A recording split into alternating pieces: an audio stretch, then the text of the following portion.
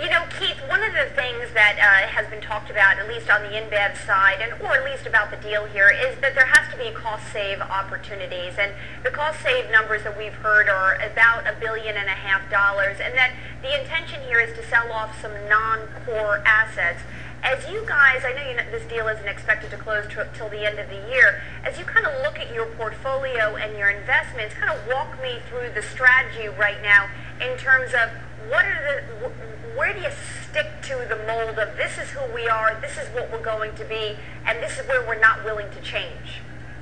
Yeah, good question. I mean, I think consumers right now with this combination are watching us with a very critical eye these days, and I think they're looking for us to change things. And that's one of the things that I believe we don't want to do. Is there's things that are tried and true. That Budweiser has a time-honored brewing process.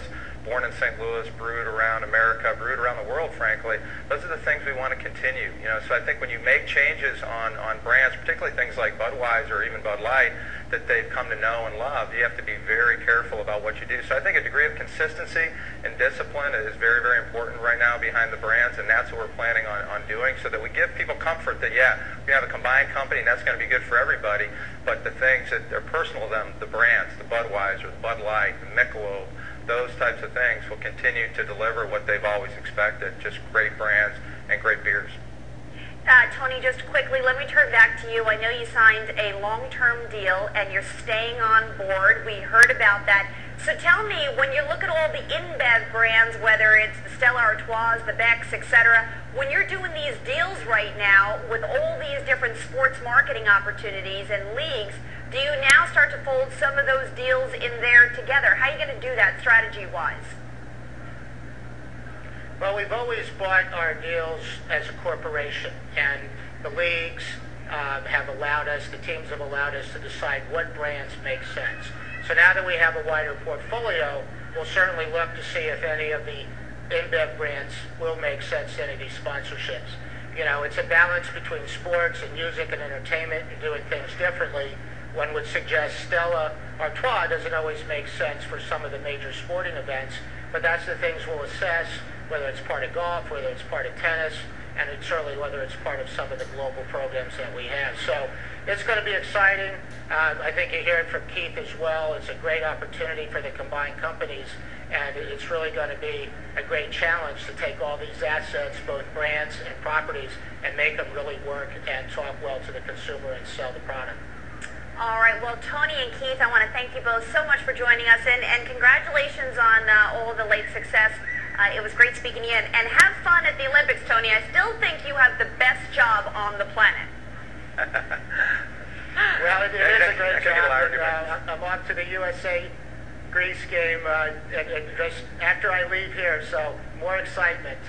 Some people think it's really not a job, but it is, believe me.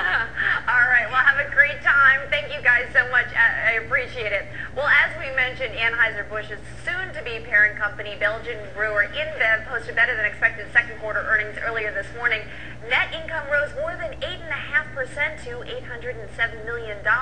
So for a closer look at InBev's earnings, we welcome Harry Schumacher. He's the editor and publisher of Beer Business Daily. Good morning, Harry. What's your reaction, at least on the surface, to those initial InBev numbers that they reported earlier this morning?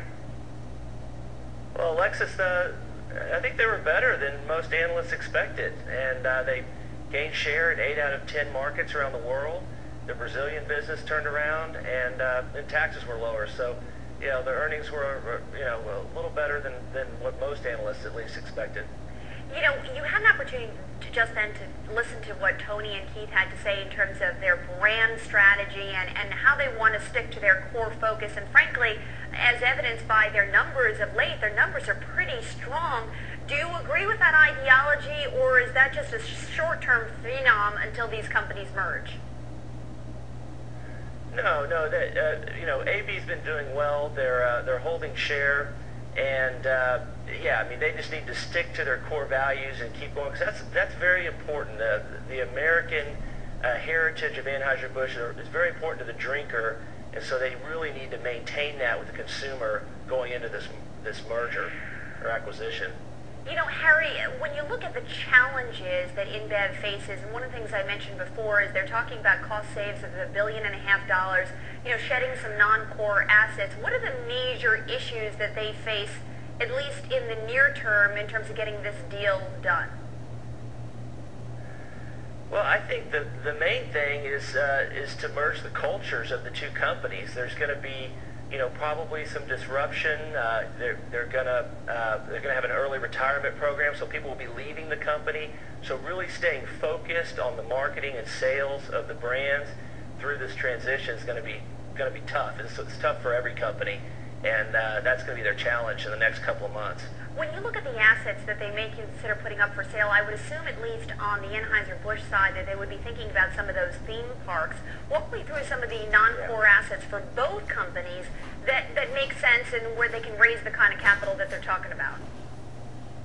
Well, like you said, the theme parks, SeaWorld, the packaging division, malting, bottling, you know, anything that's not core to selling and marketing beer, I think they're going to take a hard look at, and to try and raise that $8 billion bridge that they need.